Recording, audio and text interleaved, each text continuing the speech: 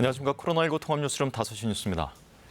합리적인 이유 없이 일정 나이가 지난 노동자의 급여를 깎는 임금 피크제는 무효라는 대법원의 판결이 나왔습니다. 이 정년 연장이라든가 업무 경감 등의 반대 급부를 제공하지 않고 급여만 깎을 경우 해당 연령대 노동자들에 대한 차별이라는 지적입니다. 오승목 기자가 보도합니다.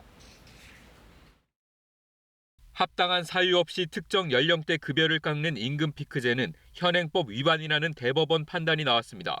현행 고령자 고용법은 합리적인 이유 없이 단지 나이 때문에 노동자를 차별해서는 안 된다고 규정하고 있는데 임금 피크제도 그 법에 준용해야 한다는 겁니다.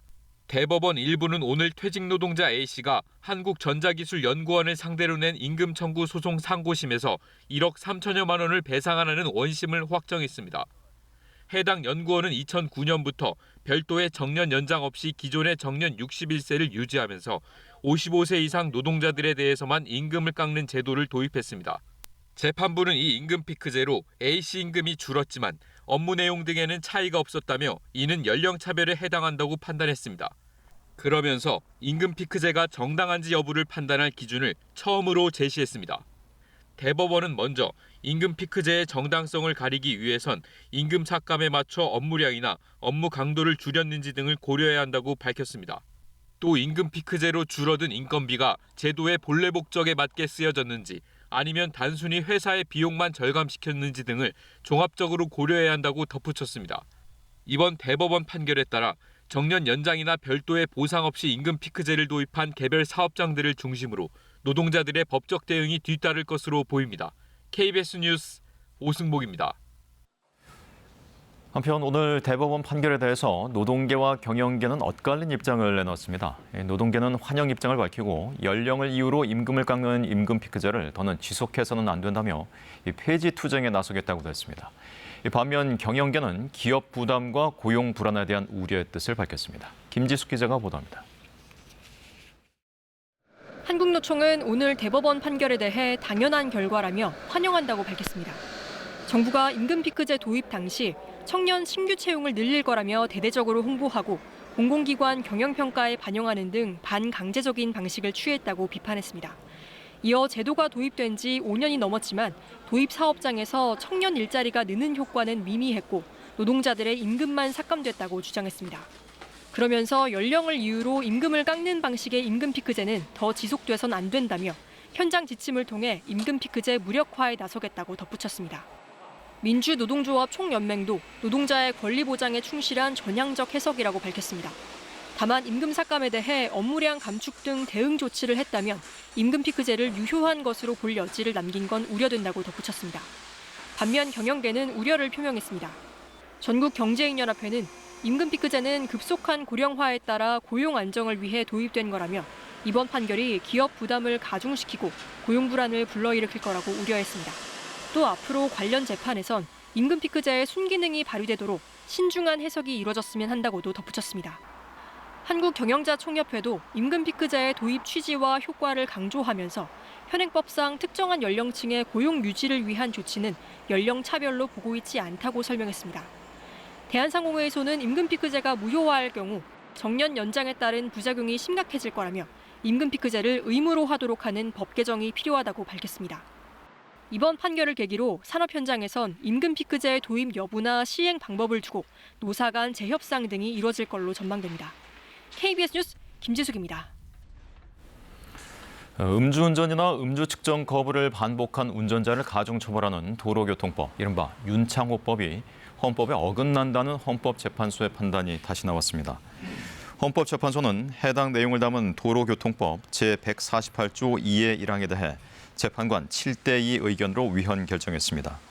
헌재는 과거의 위반 행위가 상당히 오래전에 이루어져 그 이후에 일어난 음주운전 또는 음주 측정 거부 행위를 반규범적 행위 등으로 보기 어렵다면 가중 처벌할 필요성이 인정된다고 보기 어렵다고 판단했습니다. 2015년 한일 위안부 합의 과정에서 외교부가 무소속 윤미향 의원을 4차례 면담한 기록이 일부 공개됐습니다. 한반도 인권과 통일을 위한 변호사 모임이 공개한 자료를 보면 외교부는 한국정신대문제대책협의회 상임대표이던 윤미향 의원을 2015년 3월 9일과 위안부 합의 전날인 12월 27일 등 모두 4차례 만나 의견을 교환했습니다. 한 변은 윤미향 씨는 박근혜 정부가 위안부 피해자들이나 피해자 지원단체의 의견을 묻지도 않고 일본과 합의했다며 비난했다며 이는 허위라고 주장했습니다. 앞서 윤 의원은 항소심 재판에서 관련 의혹은 사실 무근이라는 입장을 밝힌 바 있는데 오늘 입장문을 발표할 예정입니다. 상습 도박 등 혐의로 재판에 넘겨진 그룹 빅뱅 출신의 가수 승리가 대법원에서 1년 6개월의 실형을 확정받았습니다. 대법원 일부는 상습 도박과 성매매 처벌법 위반 등의 혐의로 재판에 넘겨진 가수 승리의 상고심에서 징역 1년 6개월을 선고한 원심을 확정했습니다.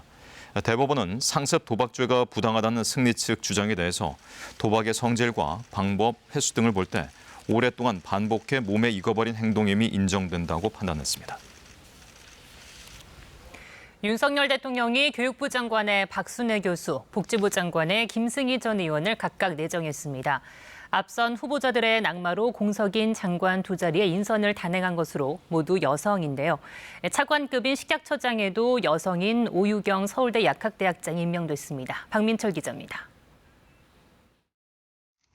18개 정부 부처 가운데 새 정부 장관이 아직 임명되지 않은 교육부와 복지부의 장관 인선이 단행됐습니다.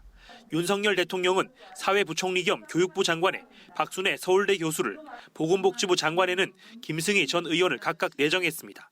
자녀 특혜 의혹 등으로 김인철, 정호영 두 장관 후보자가 낙마하면서 공석이 된 자리를 채운 겁니다. 대통령실은 박순애 장관 내정자는 공공행정 전문가, 김승희 장관 내정자는 식약처장을 지낸 보건의료계 권위자라고 인선 배경을 설명했습니다. 윤 대통령은 식품의약품안전처장에는 오유경 서울대 약학대학장을 임명했습니다. 장관 2명에 차관급 1명까지 3명 모두 여성을 발탁한 겁니다. 그간 윤석열 정부 고위공직자 인선은 남성이 다수였는데 최근 윤 대통령은 여성 인재를 적극 발탁하라는 뜻을 전한 것으로 알려졌습니다.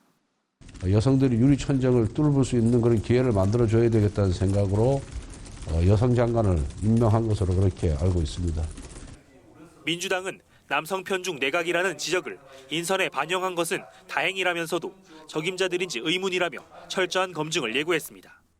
특히 김승희 후보자는 대통령의 치매 초기가 의심된다며 허위 날조성 막말로 국정감사를 파행으로 몰아갔던 사람입니다. 박순애, 김승희 장관 내정자가 국회 청문회를 거쳐 임명될 경우 새 정부 내각 여성 장관은 모두 5명, 28%로 늘어납니다. KBS 뉴스 박민철입니다.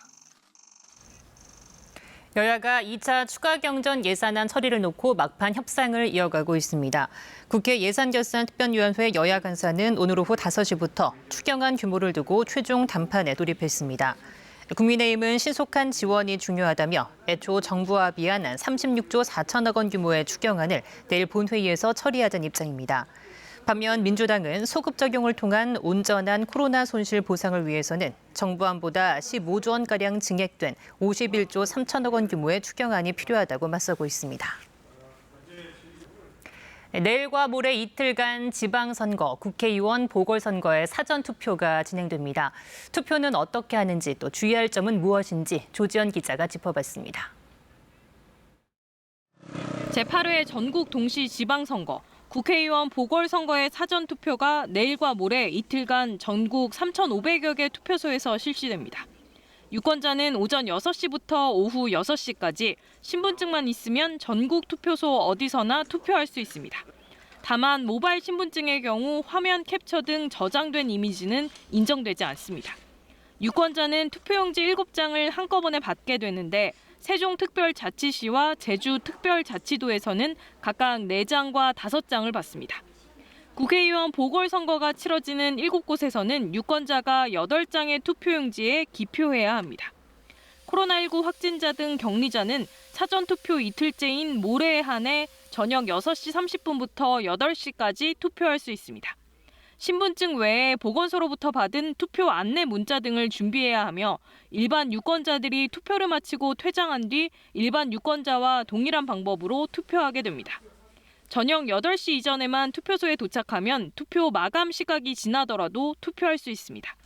선관위는 사전투표소 안에서 인증사진을 찍거나 투표지를 찍어 SNS 등에 올려서는 안 된다며 유권자들의 주의를 당부했습니다. 하지만 투표소 밖에서 인증사진을 찍거나 손가락으로 기호를 표시해 찍은 사진을 SNS 등에 올리는 것은 가능합니다.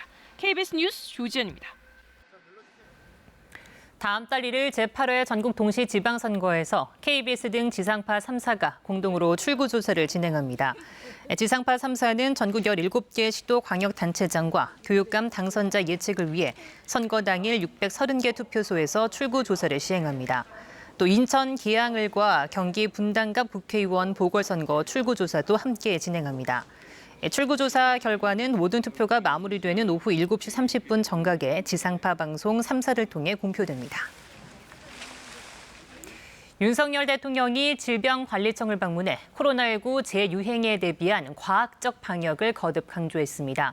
한편 방역당국은 화이자나 모더나 백신을 접종받은 뒤 발생한 심낭염도 통계적 유의성이 있다며 백신과의 인과성을 인정했습니다. 조혜진 기자가 보도합니다. 방역당국은 코로나19 재유행에 대비해 슈퍼컴퓨터를 도입하는 등 과학적 방역체계 구축에 나섭니다. 그동안 과학적 방역을 주장해온 윤석열 대통령은 질병관리청을 방문해 다시 한번 과학 방역을 강조했습니다.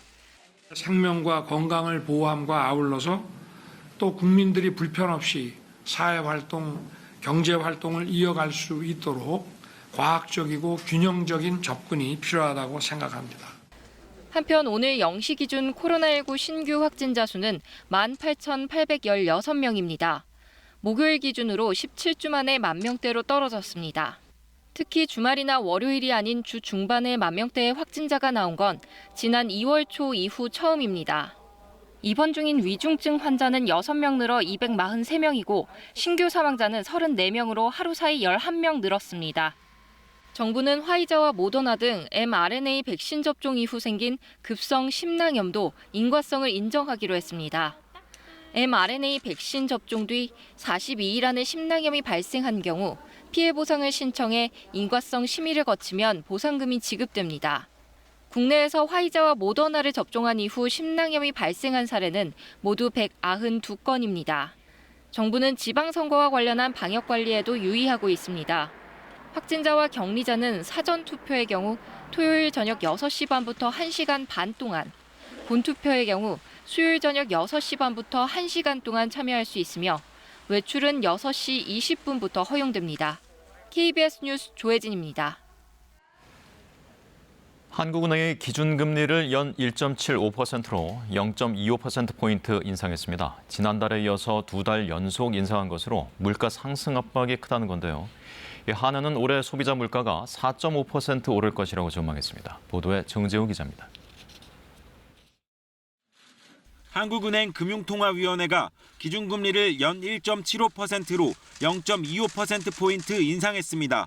지난달에 이어 2달 연속 기준금리를 올린 건데 2007년 이후 처음입니다.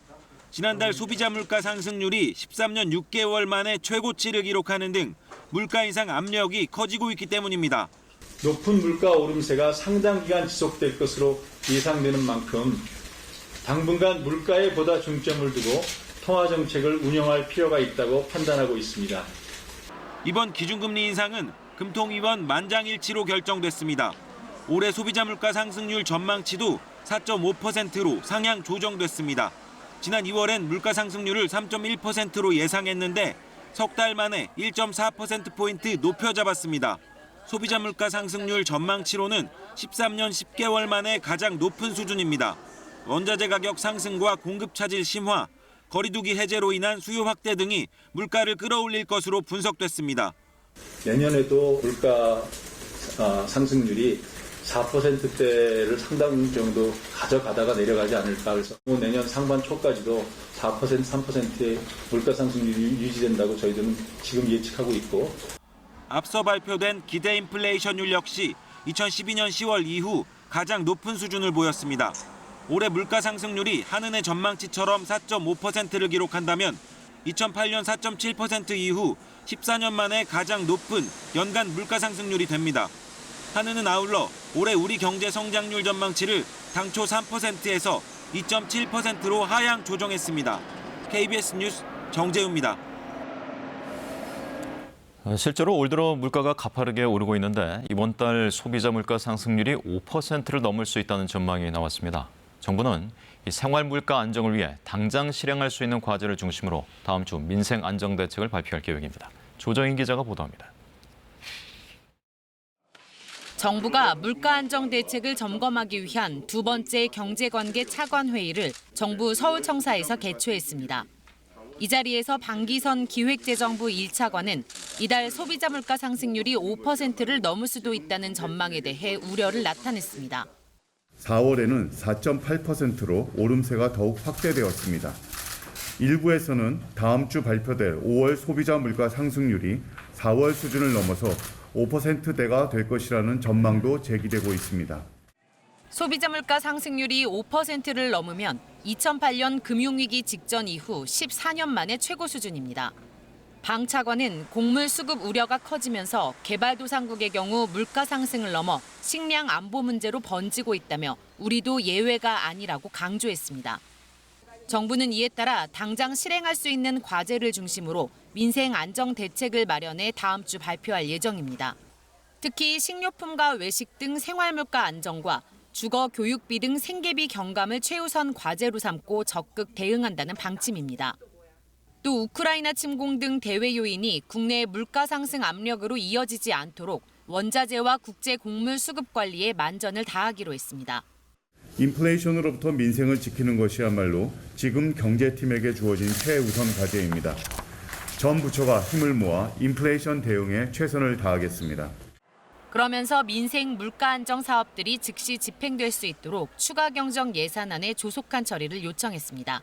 KBS 뉴스 조정인입니다. 미국의 중앙은행인 연방준비제도의 이달 초 통화정책회의 회의록이 공개됐습니다. 5월 금리 인상에 이어서 6월과 7월에도 계속해서 0.5%포인트씩 기준금리를 인상하는데 이 회의 참가자들의 의견이 모아졌고 상황에 따라서 올해 안에 중립금리 이상으로 금리를 올릴 가능성도 시사했습니다. 뉴욕에서 한보경 특파원이 전합니다.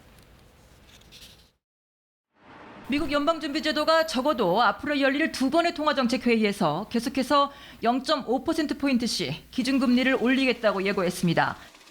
오늘 공개된 5월 통화정책회의 의사록을 보면 회의 참석자들이 이같이 의견을 모았다고 명시돼 있습니다.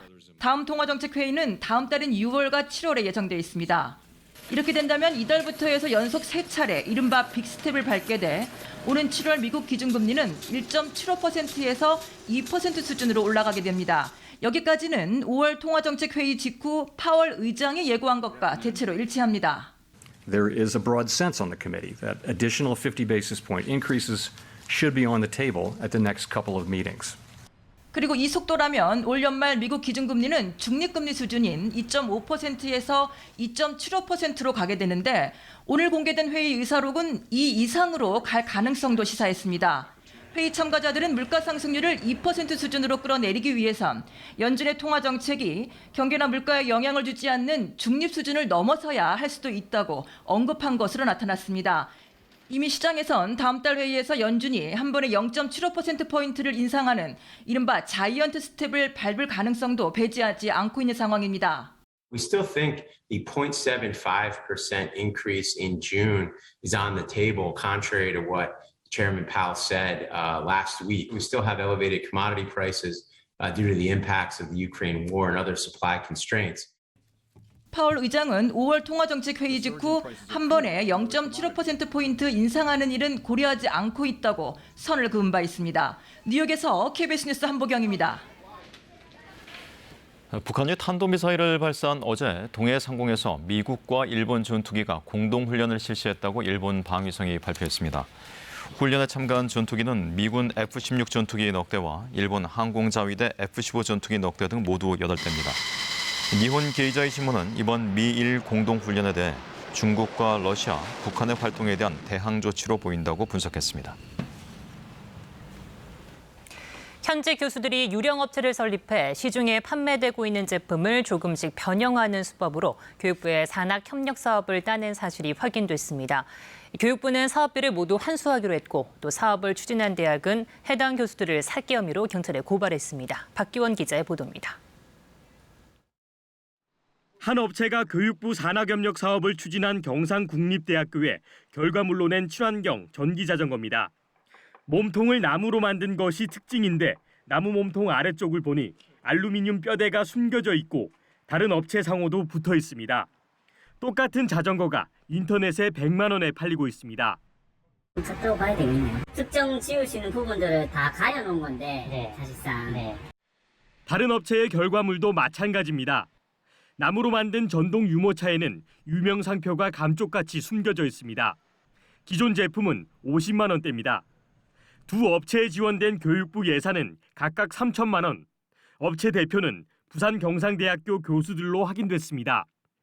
경상국립대의 산학협력 사업이 부실하게 이루어졌다는 KBS 보도 이후 교육부가 6개월 동안 조사한 결과 의혹이 사실로 드러났습니다. 두 교수가 각각 법인을 설립한 뒤 특허권을 사들여 산학협력 사업에 참여했고 시중에 판매되는 제품을 변형해 지원금을 타낸 겁니다. 교육부는 사업을 제대로 감독하지 않은 경상국립대 교수 2명을 징계 요청하고 사업비를 모두 환수하기로 했습니다. 경상국립대는 부산 경상대 교수 2명이 예산을 부당하게 타낼 목적으로 산학협력 사업에 참여한 것으로 보고 이들을 사기와 횡령 혐의로 경찰에 고발했습니다. 사업비 집행 과정도 허술했습니다. 선정위원 5명이 승인한 예상 결과물이 계획대로 만들어졌는지 산학협력단이 확인하지 않은 것으로 조사됐습니다. 죽어있는 특허 사가지고 기술이 있는 것처럼 해서 들어와가지고 개발할 수 있는 기술이나 이런 것이 없음에도 불구하고 그것을 있는 것처럼 해서 경상국립대는 부정한 방법으로 예산을 타낸 두 교수를 상대로 손해배상 소송을 제기하는 한편 재발 방지 대책을 마련하기로 했습니다. KBS 뉴스 박규원입니다. 한 번 걸리면 치료제가 없어서 과수 농가에 치명적인 과수 화상병이 올해도 중부 권역을 중심으로 빠르게 확산되고 있습니다. 정부와 자치단체는 농가마다 방제 작업과 예찰 횟수를 늘리고 있습니다. 보도에 한솔 기자입니다. 충남 예산의 한 과수원, 과수 화상병 방제 약포를 살포하고 있습니다. 인접 지역인 당진의 사과 농가에서 과수 화상병이 발병해 비상이 걸린 겁니다. 올해만 벌써 4번째 방제 약제 살포. 감염 예방을 위해 과수원 출입구에 생석회도 꼼꼼히 뿌립니다. 한 해뿐이 아니라 몇 년을 못 한다고 그래요. 그래서 그걸 많이 좀 겁을 먹고 있죠, 농가들이. 과수 화상병은 이렇다 할 치료제가 없어 나무 몇 그루만 감염돼도 과수원 전체를 갈아엎어야 할 만큼 과수 농가에 치명적입니다. 3년에서 길게는 5년, 10년까지 이렇게 지속적으로 잠복해 있다가 발병이 된다. 긴급하게 과수 화상병 4차 방지 약제를 지금 농가분들에게 배부를 하고 있습니다. 올해는 이달 초 충북에서 처음 확인된 뒤 경기와 충남, 강원 지역까지 번져 100여 개 농가 46헥타르에서 발생한 것으로 나타났습니다. 지난해 같은 기간보다 10여 개 농가 적은 수준인데 6월 초 가장 많이 발생하는 만큼 안심할 수 없는 상황입니다.